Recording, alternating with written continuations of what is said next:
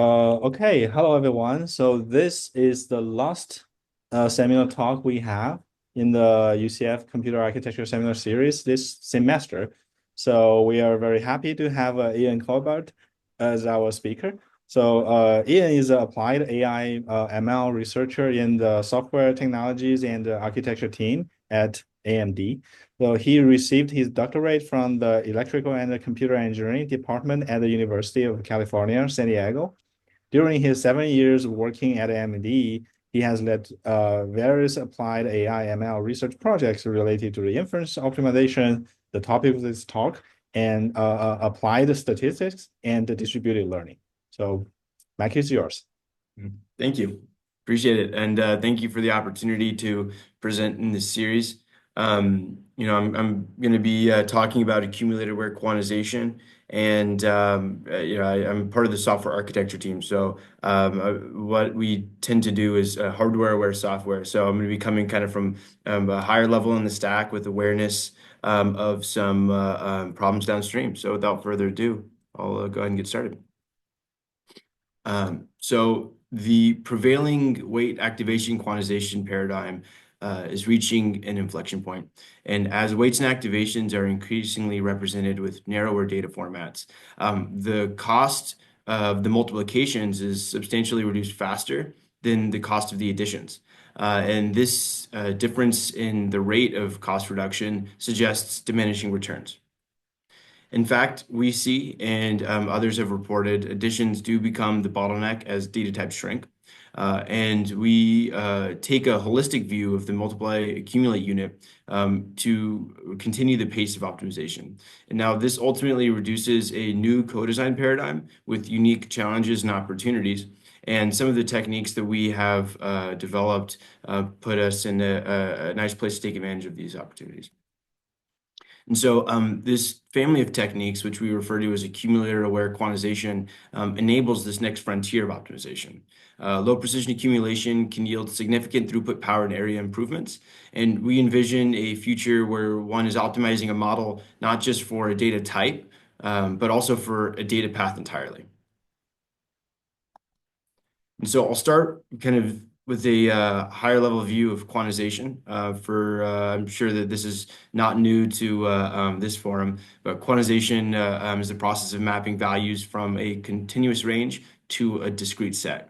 And the benefits of quantization depend on the platform and its software ecosystem, but in general, they fall into four categories: memory, power, throughput, and area. Now, the benefits along these four dimensions are not mutually exclusive. In fact, reducing, for example, the memory requirements of a hyperscale language model can also introduce throughput improvements if the model is, for example, memory bound. One could also, by reducing memory, you can also reduce power, right, with the on-chip communication, and also reducing the memory requirements. If you have a dedicated data path, can also reduce area requirements. And so while these are four buckets, the relationships are not mutually exclusive. And the focus of today's talk is going to be kind of on the accumulator, and I'll present a few examples of how it improves each of these buckets as well.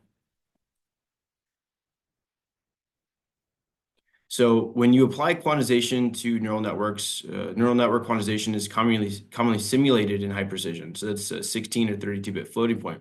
When doing this, or one of the reasons to do this is it removes the need for dedicated low precision kernels and allows for the exploration of bit widths and data formats.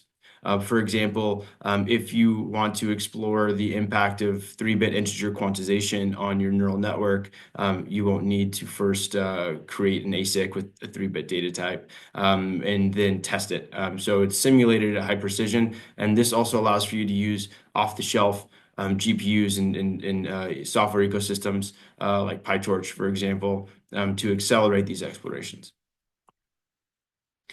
In practice, this is done by splicing these quantization operators, also referred to as quantizers, into the compute graph. This is visualized here below, where you can see that we have these quantization nodes spliced in to a few layers here. And these quantizers are generally parameterized by scaling factors and 0 points. And these weights and or quantizers themselves can be calibrated in many different ways. And so let me get a laser pointer here. So what we're looking at here is an input activation that is then passed through a quantizer node that's then passed into a layer, and then weights here, which are part of the layer, also quantized and then passed into the layer. This is then passed into the next layer with similarly having more quantization nodes. Now, keeping up with the pace of quantization research requires flexible and modular tooling. This isn't just to explore the different bit widths and data formats that are emerging, but also the various calibration methods that have been proposed and researched. And many of these calibration methods are composable, although they're not always compatible. They do tend to be.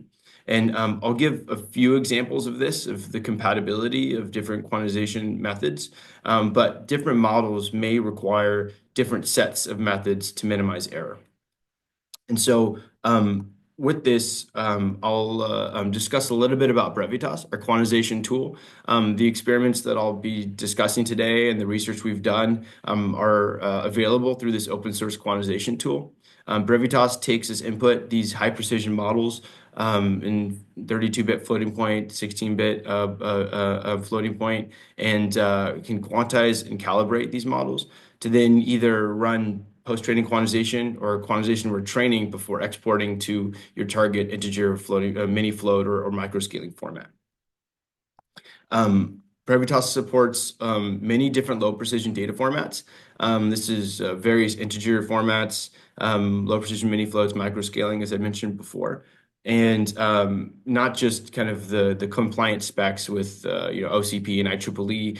You can experiment with different configurations on your exponent, your mantissa as well. And the scaling factor flexibility is also a big bonus when you're looking at per tensor scaling, per channel scaling, per group scaling, as well as the constraints on these scaling factors, whether it's high precision floating point scaling factors, power of two scaling factors, or different optimization strategies. As I also mentioned, the Brevitas tool has a unified interface for PTQ and QAT. And so these are the various techniques like GPTQ, smooth quant, weight equalization, and more. And this, and the accumulator-aware quantization work that we'll be talking about today. And this leverages a tight integration with the PyTorch ecosystem. And so the experiments that we'll discuss leverage the Hugging Face entry points for the language models, Torch Vision entry points for vision models or image classification models, and then other libraries like Hugging Face's Accelerate, distributed data parallel tools, as well as Torch.compile. Now, the majority of work is focused on weights and activations. And so over the years, we've seen the accuracy gap between few-bit quantization shrink. And so quantization often, and it's expected to come with drops in model quality, moving from something like a 32-bit floating point to a binary neural network limits the flexibility of your model and the flexibility of your algorithm to optimize the model. So the challenge in this area of research and in practice is matching the quality of a high precision reference model, which is usually in FP32 or FP16. And so this image here shows back in 2016, one of the standard benchmarks for ResNet or for quantization was ResNet 18. Although it's now more language models than anything, the gap between an early binary neural network work and the top one classification accuracy on ImageNet was around 27%. And researchers have been steadily closing this gap to a relatively recent work looking at binary neural networks actually closed this gap to 4%. Now, with the advent of newer binary neural network quantization papers, BitNet, right, and language models, Parallel-Q, also in language models, this gap is likely even more narrow. But they rarely test resonant 18 anymore, so it's difficult to put them on such a plot. Now, with weight and activation quantization, one can directly reduce the cost of multiplication. When you reduce the size of your operands, you can reduce the width of your multipliers. This can save on area, can save on power, memory, and throughput. But it also may yield diminishing returns with the next generation of data types. It is the trend in research and in practice that data types continue to shrink. There's a lot of papers that were originally looking kind of at 8-bit quantization. 4-bit quantization is now where a lot of research is focused. And there's an emerging body of work around 2-bit quantization as well as ternary. And so as researchers continue to push the bounds on this, the cost of multiplications are going to see diminishing returns. And so when we zoom out at a whole layer, one can look at the multiply accumulate unit in a linear layer, as well as the kind of following element-wise operation. When you're performing these operations in 32-bit floating point, 16-bit floating point, these quote unquote negligible operations may start to dominate the overall energy cost. And you can kind of see this here when you move to the binary models. Then the element-wise is now completely dominating in the energy cost. Now, when you look actually even within this multiply accumulate unit, this is a study that we've done to look at the diminishing returns on multiplications versus additions. And what we see here is this effective operand width, which we define as the square root of the operands multiplied together. As it is reduced from 8 bits to 3 bits, there's a crossover point here for a vector MAC around 4 bits. Now, there are some bit operation models that would predict this crossover around this point, and we'll return back to kind of this as well. But when we measure the relative average bit flips, which is a strong proxy for power, we can see this crossover point here. And so we need to, so we're going to focus on this area, and we're going to need to take a holistic view of the MAC unit to be able to optimize in this kind of sub 4-bit regime, which is more or less where researchers are kind of converging to now. So to again strawman this position, we're going to look at a proof of concept, and let's consider a simple scalar integer MAC, which takes as input 2 operands, A and B, that are, there'll be different precision. So I'll specify that here shortly. It'll run through a multiplier, adder with an accumulation register here that will also have an accumulator, or that will accumulate into this register, sorry. Now, when we analyze this scalar integer MAC, we'll see that when you have 8-bit by 8-bit multipliers with a 32-bit accumulator, the multiplier does still take up the majority of the cost. And the color codings here map to the color codings on the design. And when you move, for example, to 4-bit multipliers and you keep the 32-bit accumulator, you start to see that the accumulator starts to dominate the transistor count, which is the area, and the bit flips, which is a proxy for power. And so for us to optimize, we're going to need to take a holistic view of the multiply accumulate unit to prepare for the next generation of data types. And you can see here, when we reduce the accumulator to 16 bits, we actually make a measurable impact in here in both area and power. Now, today, the accumulator is commonly optimized only after the operand data types are set. And this is for good reason. The majority of research up until now has been for quote unquote high precision data types, 8 bits and above, and we're only now getting to the point where we're making 4-bit language models actually very practical. And so if we consider this dot product where we have inputs that are k-dimensional and weights that are also k-dimensional, and we have a k-dimensional vector map here with a p-bit accumulator. One could incidentally derive the required accumulator bit width as a function of the data width, not just the bit width of the operands, but also the width of your vector map. And so the question then emerges, why don't we actually reduce the accumulator further? And so there's two challenges. The first challenge is that reducing the accumulator precision can increase the risk of overflow, which can cause errors.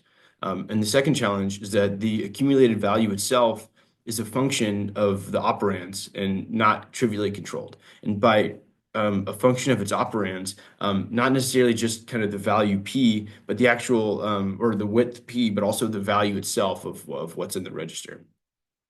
So our goal with this research path has been to shift the accumulator consideration earlier in the design process and expose the accumulator bit width to a designer similar to the widths of your operands. And so in this case, you would be able to co-design not just M, N, and K, which are the knobs that you currently have available to you outside of an accumulator-aware quantization paradigm, but also P.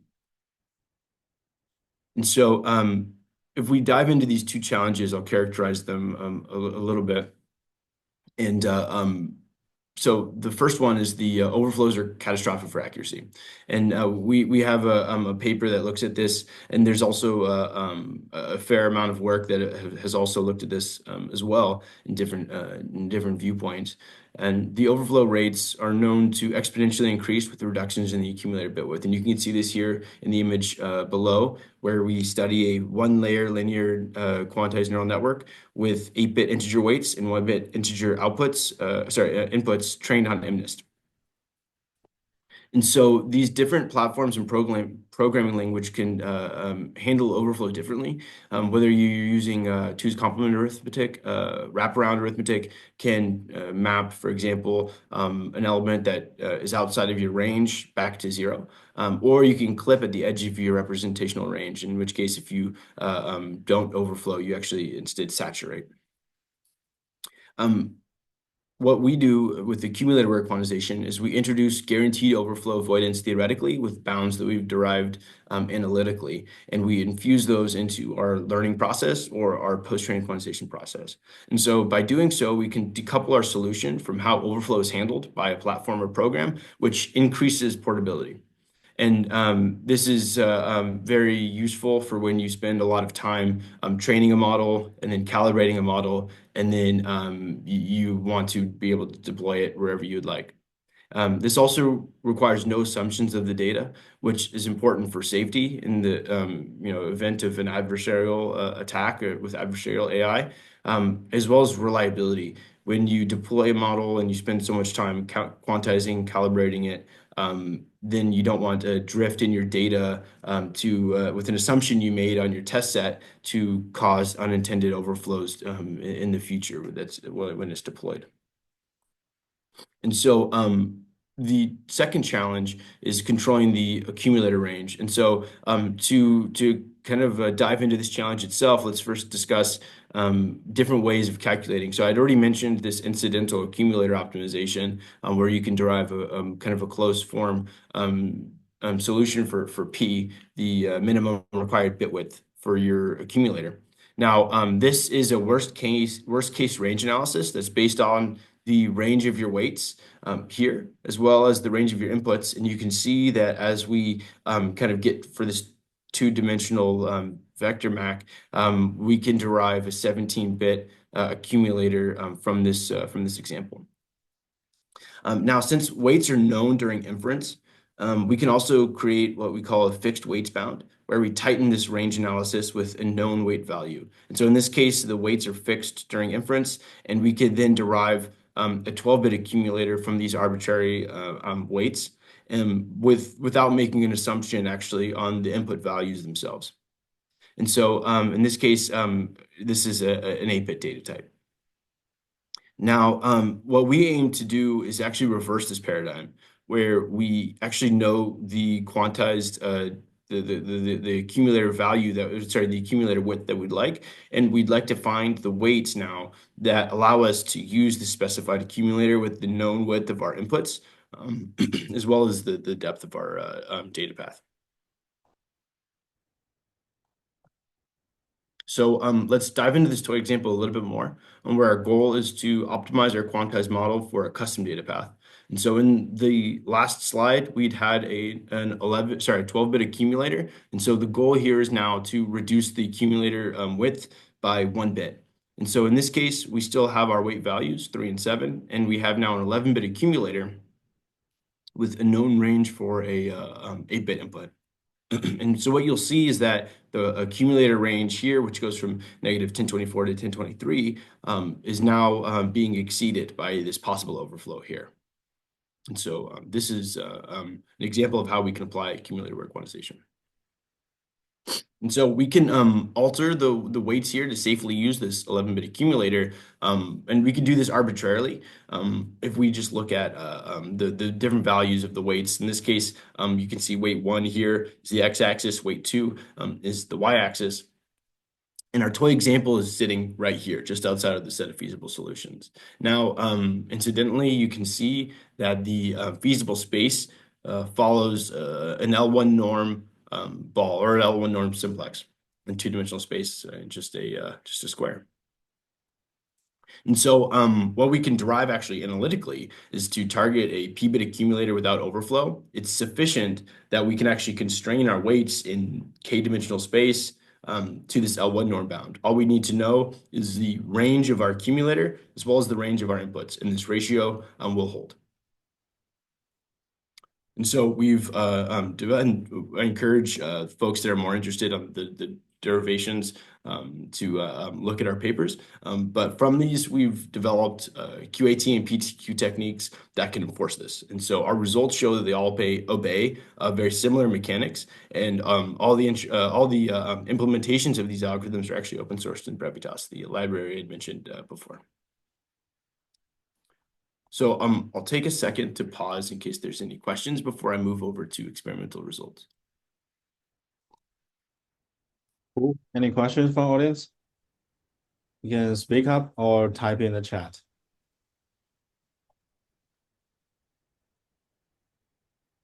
Okay, so if no questions, we can move on. Sounds good. Questions to the end. I have a Excellent. bunch of questions. Excellent. I'm looking forward to it. So I'll go over 2 sets of experiments, some that are from our publications that I think are quite interesting, as well as some that I think or some new results in a preprint that we put on archive. So these pairings, by the way, of QAT with vision models and PTQ with language models are incidental. We could always test other combinations there. The algorithms and the frameworks themselves are very flexible. So I'll start here with QAT and vision models. We'll start with area. So in this first study, the goal here is to maximize the accuracy for a given hardware resource budget. What we find in this study is that the accumulator width is beneficial as a dimension in the hardware software co-design space. And we'll show this again for power as well with language models. And so A2Q, which is our technique, our first kind of go at this technique, improves the trade-off between resource utilization, model accuracy. And to study this, we used the Fin compiler, which is another open source framework from the AMD Xilinx. And we used this Fin compiler to compile these quantized models for a Kriya SOM board. And we configured the compiler to assume that LUTs are the only resources available to simplify our analysis. For those that are not familiar with LUTs and FPGAs, one could interpret LUTs as indicative of area requirements in the case of fully unrolled neural networks. So what we're looking at here are vision models, specifically single image super resolution models trained on the BSD 300 dataset. Fixed denotes a constant 32-bit accumulator, which is a common paradigm in many accelerators. Base is using a standard QAT technique or set of techniques with bags of tricks. Rather than picking any one technique, we took the best ones that we can find and kind of composed them together. As I mentioned before, Brevitas is a very flexible tool, and so these techniques don't necessarily need to be mutually exclusive.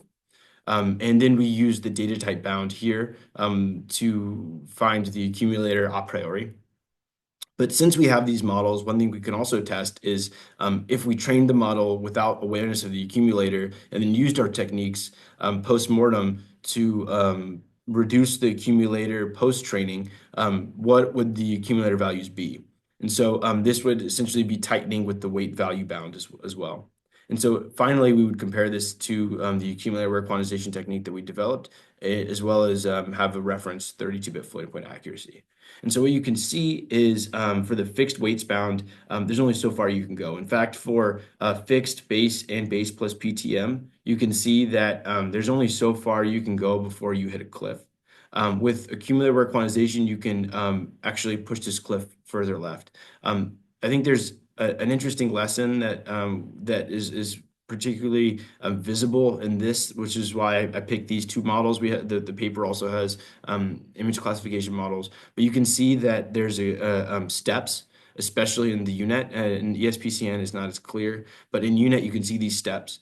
One thing that is still, I think, an underlying message that I hope I convey is that the paradigm of weight activation quantization is completely reasonable for high precision, or high precision here I'll put in quotes, operands, right? And so you see these cliffs actually as you reduce the effective bit width. And so this is around 8-bit multipliers. The accumulator doesn't mean as much. You get to kind of 6-bit multipliers. Again, the accumulator doesn't mean as much. You get down to 4, and you can actually push this further. And so this is part of the diminishing returns that we would see in a Pareto front as well. So when we take out the kind of larger questions of area and we just look at what the value provided from A2Q is, we can look at just the accumulator, but with how far can we push the accumulator awareness? And so accumulator awareness now enables Brevitas users to optimize a whole new dimension of the space.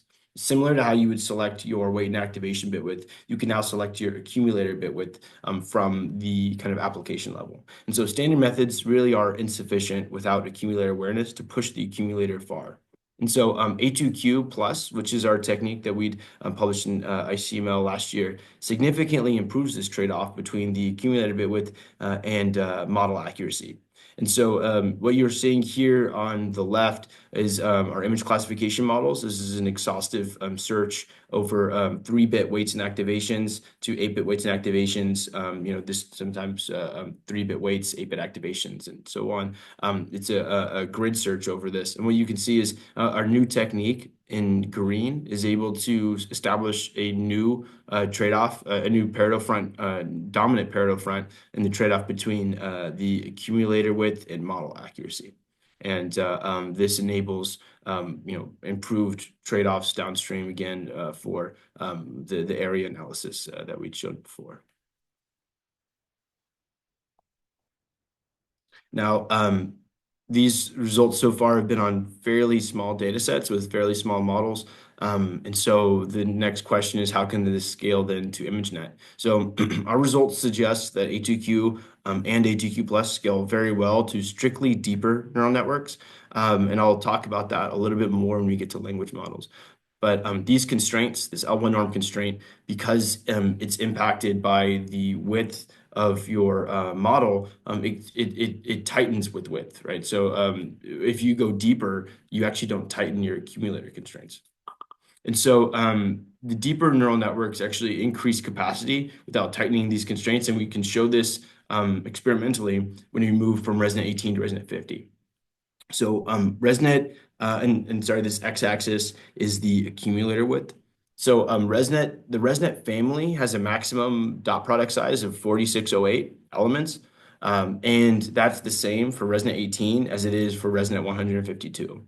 And so what we can see is that these models get strictly deeper, and the gap between a 12-bit accumulator model with 4-bit weights and 4-bit activations with 8-bit residuals is reduced from 13% top one degradation to just shy of 4% top one accuracy degradation. And so this is a nice result that shows this scaling hypothesis, or at least supports this scaling hypothesis.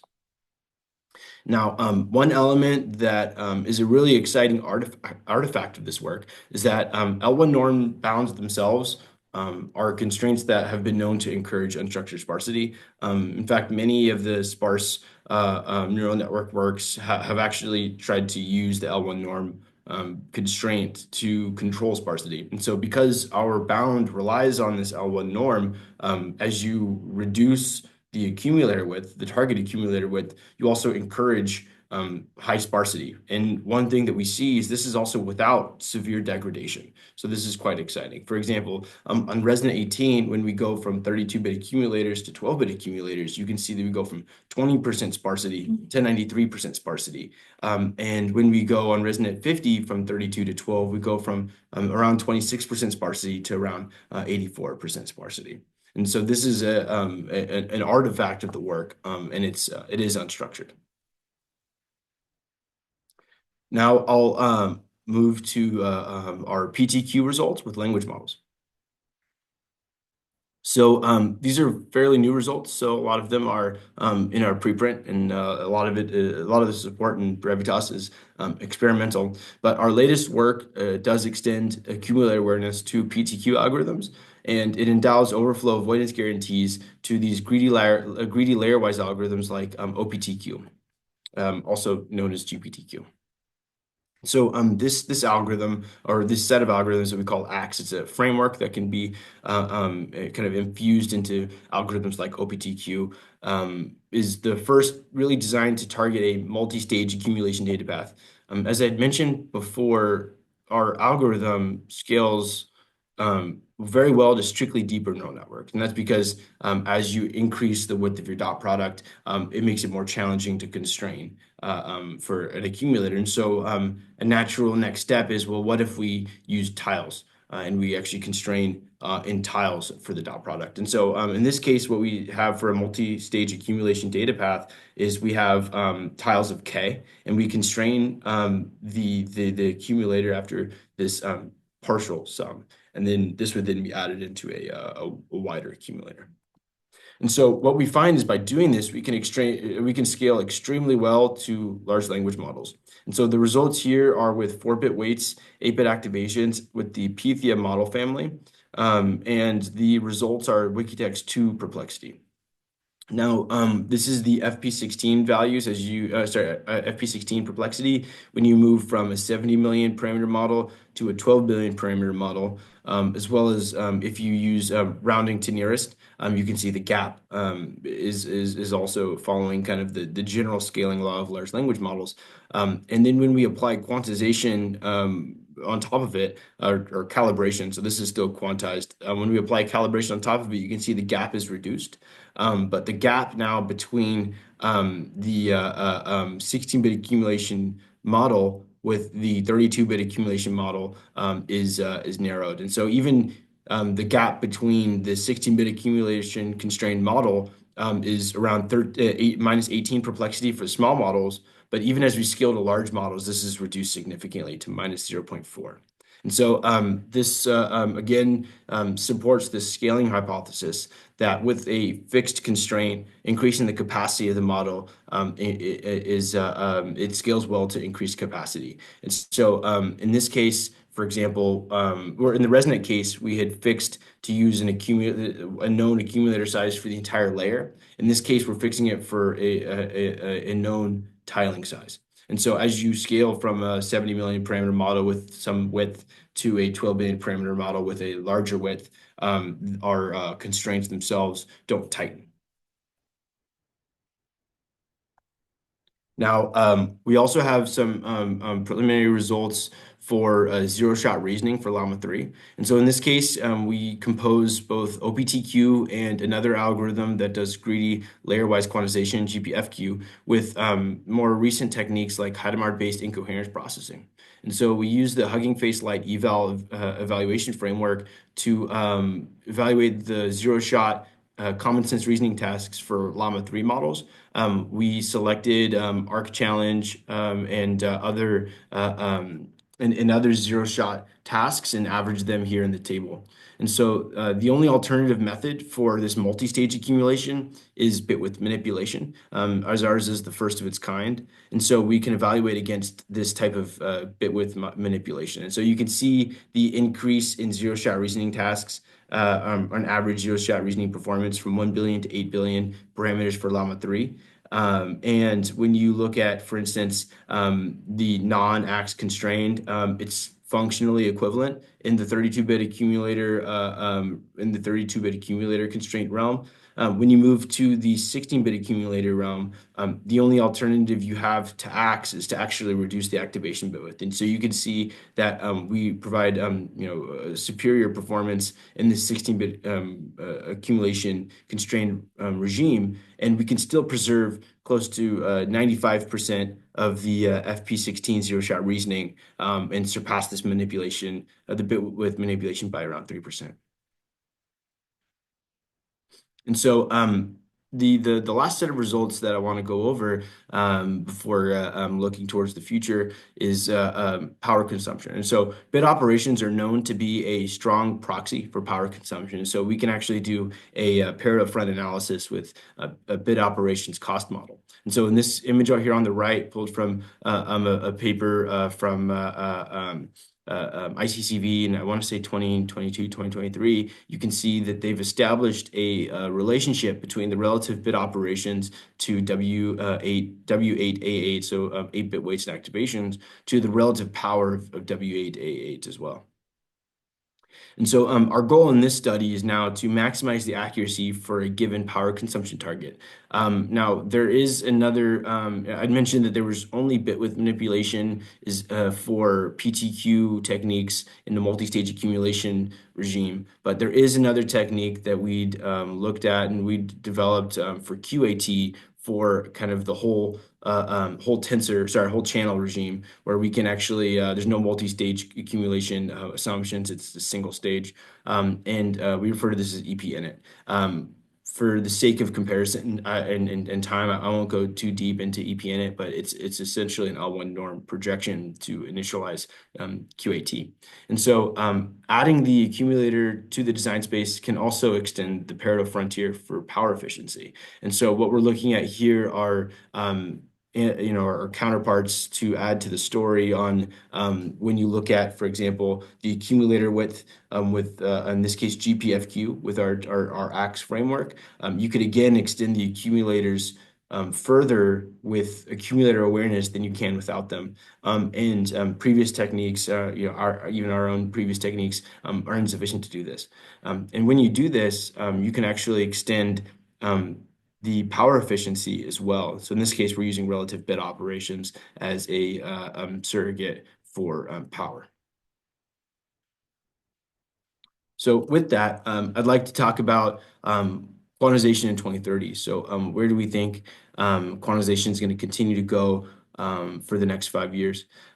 As I mentioned, there's a lot of active work in improving sub-4-bit quantization. In PTQ, we've seen kind of QuipSharp, FrameQuant at 2 bits. There's a few other ones that look at 2 bits and below. In QAT, we see Pareto Q and BitNet at ternary 1.58 bits. And without accumulator awareness, we expect diminishing returns on inference costs as these techniques continue to improve. And so the accumulator-aware quantization enables this next frontier, and the addition costs, as we've seen, and they continue they start to dominate multiplication costs as these operands get smaller. And so further optimization in this sub-4-bit quantization regime will require a holistic view of the multiply accumulate unit. However, there is a strong dependency between the accumulator sizing and the operand data types. And so language models may require accumulating in blocks. And that's this multi-stage accumulation. And sub 4-bit quantization may actually require block scaling. Which brings me to the next generation of data types. Block scale data types are an emerging format for deep learning.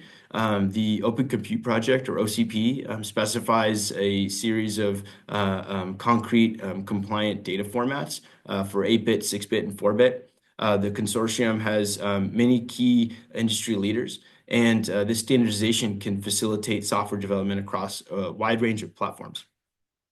And so these microscaling formats, for example, this notation has a 5-bit exponent with a signed bit, an implicit bit, and then a 2-bit significand with blocks of 32 elements sharing an unsigned 8-bit exponent. And you can see there's many other defined specifications here for E4M3, E3M2, E2M3. There's also an MX integer, int8. And so all of these formats, as well as non-compliant MX non-compliant OCP MX formats are available now actually in Brevitas with experimental support. Although the support is continuing to mature and we're able to collect some very exciting results from it. The MX data types themselves yield significant improvements even without direct casting. And so direct casting here being round to nearest. And so with Brevitas, you can further improve these results with advanced PTQ techniques. And as I'd mentioned before, there's a lot of composable techniques. So far we've shown how we can compose a lot of QAT techniques to create a baseline. We've composed ACTs with GPFQ and OPTQ to collect great results, as well as Hadamard-based incoherence processing. And what we see here is when you use per channel per tensor scale, per channel per token scaled integer or FP formats, without PTQ, the results they're not as favorable. But when you use the advanced PTQ techniques, you can significantly close the gap between the floating point baseline model and the target low precision model. And you can see this for not just kind of the more challenging Int4, FP4 formats, but also for these recently emerging more kind of these data types are more rich with representational capacity. You can even improve the gap there as well. So I'll conclude here with some takeaways. It's our belief that accumulator-aware quantization is the next frontier of quantization, with the addition costs beginning to dominate as operands get smaller, and with the kind of vast brain trust of researchers actively working to improve sub 4-bit quantization. This seems to be the trends that are converging. And because and what we are able to do with the accumulator-aware quantization is we're able to add it as another important dimension in the quantization design space. And so microscaling formats are also one of the next generations of data types for deep learning, not just for inference, but also for training. And so these results increasingly show more promise with minimal impact on inference costs, and they yield a very superior representational capacity with minimal increase in the bit rates. And all of these examples, A2Q, ATQ plus, ACTs, and MX data types have examples that are open sourced in Brevitas, as well as various and varying degrees of support. And I've provided some QR codes here for each of them. Thank you. Appreciate it. Take any questions. I have a couple questions. Mm-hmm. Okay, so first, just a clarifying question. I kind of had some network issues when you were explaining um how you actually lower the bit width of the accumulator versus like rounding to nearest or overflowing. Do you mind just going back to that slide really quickly? Sure. Let me see if I can find the right slide. Are you talking about this slide? Yes. Okay. So, how do you reduce just a real quick explanation of how you reduce the bit width without like compared to like the Rhinestoneris and the overflow for two's complement and whatnot. Sure. Yeah. So the way that we're able to so we actually don't reduce it per se. We constrain the weights. Actually, this let me see if I could find a better this one might be better. Yeah. So Okay. yeah, this one might be better. So we don't necessarily reduce it algorithmically, although one could. What we do is we actually have awareness of it. So, for example, I think the intention or the intention that I have is to think of the accumulator in a similar way as you would the weights and activations.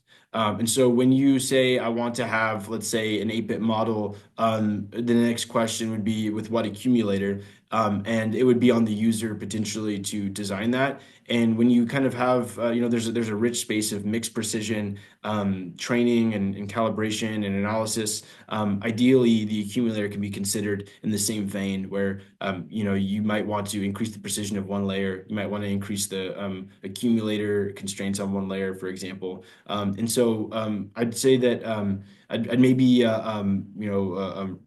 propose a rephrasing instead of reducing, which I'd put in the bucket of mixed precision. I would say we control. So we control it with let me jump to we control it with this bound. And I so see. yeah, by enforcing this bound, this is how we control it with knowledge of the activation width and the accumulator width. Okay, so in the toy example that's outside of the bound, how does that value get adjusted to fit within the constraints of the accumulator? Yeah, yeah. So in the toy example that's outside of the bound, we would it would be during the kind of the calibration phase. And so the 11-bit accumulator essentially is known, and the activation bit width is known, and then we would essentially train them either with QAT or with PTQ, constrain the model for it, and one. I see. Yeah, I see. yeah. Okay, thank you. Sorry, I missed that part. No, this is a great question. Yeah. Yeah, this So is I have one more question to kind of follow up on that. that's good. So you showed that with your technique, it increases the sparsity of the model. Yeah. Was that correct?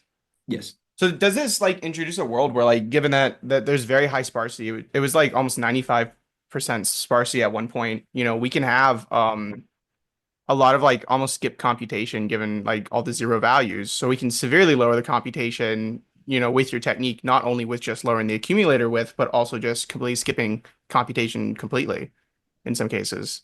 Yeah, yeah. I think that's a nice artifact that is yet to be exploited, and it would be a really exciting area to collaborate with anyone who's interested in doing that for sure. The sparsity is one that there's a nice rich body of work on taking advantage of unstructured. Doing it within this particular landscape is one that I would like to do as well. Yeah, okay. Yeah, very interesting. Thank you for the talk. Yeah, my pleasure. Thank you for the questions. Cool. Any other questions? You can type it in the chat or speak up. Okay, maybe I have a bunch of questions. So the first question, definitely this is a very interesting talk. So it's come from, the coding line aspect. And I think um at least for now, most of the effort are on the quantization side, which is the software side, right? So and in this case, for example, how you show some results that saying it will impact the power efficiency at the end. And for example, there are two categories. The first category is mainly the vision model, and in this case, it's mainly using integers, right? Mhm. Integer, and then for the language models, I guess floating point are more preferred, right? So for example, now what if I have uh how do you vision, let's say, the next generation GPU, should they be support this kind of possible data path so that you can selectively route the data to the proper data paths instead of always go through the fixed ones, just in Mhm. case all those techniques are still under developing, and if some new algorithm comes out and the current quantization methods might not be perfect for them. So in this case, you can still enable the more costly data path instead of going through the quantized data, the reduced data path. So how do you think about, for example, from the hardware aspect, how should we get prepared for this kind of, accelerator aware quantization? Yeah, this is a good question. I'm gonna think here for a few seconds, make sure that I answer without getting in trouble. Um, I I think it's a great question, and you're asking some the question itself is one that we're asking ourselves on how to do it and what the implications are. I would say flexibility is is known to be desirable. I think in across platforms, flexibility is nice, but it also has its own there's downsides to it. So there's a limit to how flexible you want something to be and how flexible something can be with when you want to also kind of specialize for some sort of power efficiency or form factor. So I say that the questioning itself is one that is going to continue to be interesting. And I don't know of a great answer that even if I could say much about it, I don't think that I would be, I'm sure that it's going to be continue to be emerging. I think when you go from what we've been doing in AI for the last, decade plus, I think it's no shortage of ideas, I guess. So I think I'm excited to see how it evolves. I guess is what I'm hoping to. I hope I'm conveying is I'm excited to see how it evolves, and I don't know if I can make a good prediction about how it will. Sure. Yeah. Yeah. Yeah, then I have another question, not follow up. Mhm. Another question saying, usually, for example, the order of the accumulation also matters in most of the Yep. cases, right? Because you could have, I mean, if you change the scheduling, you might not have a certain, overflow, but if you change to another one, it might overflow in this case. Mhm. And for example, in your research or in this accelerator aware quantization, how do you handle that?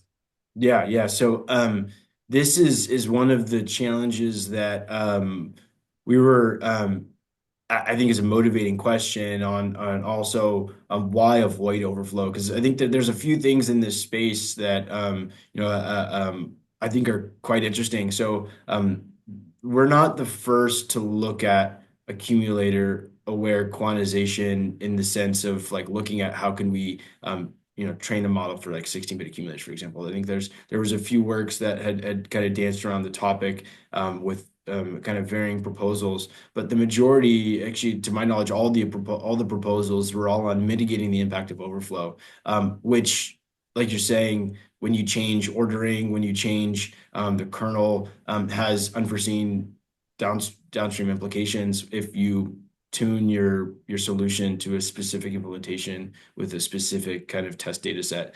So the why avoid overflow, I think, is you know there's a lot of reasons. One's portability, like you're saying here, is you want to make sure that if you have a team working on something like inference acceleration, and you have someone working on the hardware, someone working on the software, someone working on the firmware, someone working on kernel optimization, right? You want to make sure that the people working on the application layer don't have to wait until the kernel's fixed, and you can kind of co-optimize these things. Because if you change the kernel and now you overflow on a specific tile and then a downstream impact that you didn't expect, that's kind of a tough sell. So avoiding overflow is kind of, I guess, at the heart of that, and that increases portability, reliability, and also, I guess, in the end, there's some functional applications that require functional correctness, like encrypted inference, for example, and various things like that. So I'd say that the question kind of comes back to why avoid overflow in the first place, and I think that's one case in point right there. Okay, cool. Yeah, I definitely believe this is a very giant space we can explore, right? That's Mhm. probably the next generation of the hardware. Okay, cool. So any more questions from the audience? No? I guess this is Friday, so everyone is really excited. So yeah, Understood. so yeah, and also this is the last time, so don't be brave, be bold. If there's no more questions, so I think Can I that ask one more question? okay, good. Okay, sorry. Um, the majority of your experiments was using like FP16, FP32 for the activation sizes, correct? For the shadow weights, so we use so each of these kind of parallel fronts have actually been from a grid search. Sorry, this is a great question. I think I might have removed a slide that explained this. Every data point here is the either the lowest observed perplexity over the grid search or the highest observed accuracy, and we grid search from 3-bit weights to 8-bit weights and 3-bit activations to 8-bit activations with every combination. And then we play with different accumulator bit widths within that to establish the parallel front. And that's usually around 10-bit window from the data type bound down to how far we can reduce it. So the shadow weight, so like the original model is like usually BF16 or FP32 or FP16. In this case, if I remember it correctly, it was FP16 was the shadow weights, but the activations and weights are quantized to low precision integers as well. Okay, so that's the same for the majority of your experiments throughout the entire slide. The activations are quantized as well. Yeah, so that's actually also, let me come back to this other slide too. This is a great point. This bound requires quantized activations for this kind Okay. of in here. So in I'm looking at this slide and realizing n and p aren't defined. So n is the bit width of the activations, p is the bit width of the accumulator, and so yeah, they need to be defined in order to actually constrain the accumulator. So it's assumed that we know the or the user would have a target accumulator width as well as a target activation width as well. Got it. Okay, so all these perplexity values are because for the most part, I normally see like weight only quantization being popular. So most of these perplexity values are quantizing the activations as well, Yes. and you don't see a lot of perplexity drop. That's really interesting. Yeah. Yeah. This is I think where we're at still is with these kind of like hyperscale language models, you can still capture a significant amount of gains just with weight only quantization. Yeah. So you see a lot of people focusing there because that is in many ways kind of I think of it as kind of like you probably seen that image of like machine learning, deep learning, AI. I think of it as weight only quantization, weight activation quantization, and then accumulator quantization because they subsume each other. And the weight only quantization tends to be I can't think of the right word other than like it preserves the most it preserves the most quality, Yeah.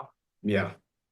So I Cool. think it's a natural place to start for a practitioner as well as a researcher. But yeah, we require quantized activations here in order to um, yeah, in order to constrain the accumulator.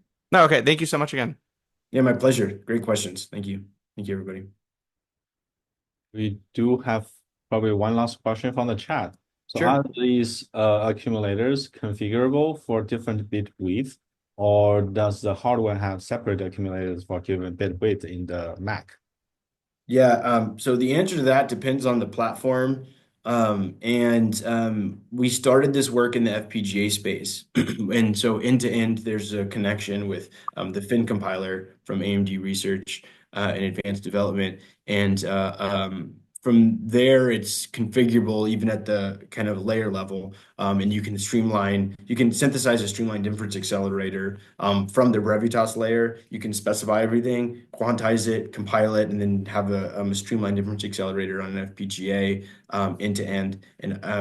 I'd be happy to kind of provide pointers if folks want to reach out for more information there. The rest depends on the platform, right? Whether you're using a custom ASIC or you're using kind of a GPU or a CPU. So I'd say that starting in FPGA space, we have the flexibility of doing that. The other ones, I'd say, depend on the platform. But you have the option to be that flexible in Brevitas, for example, where you can play around with your design space however you please. Okay, cool. If no more, I think that's the real end of the talk. Thank you so much, Ian, for giving us this wonderful talk, a lot of the details, a lot of amazing results. And yeah, I think that's wrap up this semester. Thank you everybody for joining. Thanks for having me. Okay, take care. So see you next time. Bye. Thank you.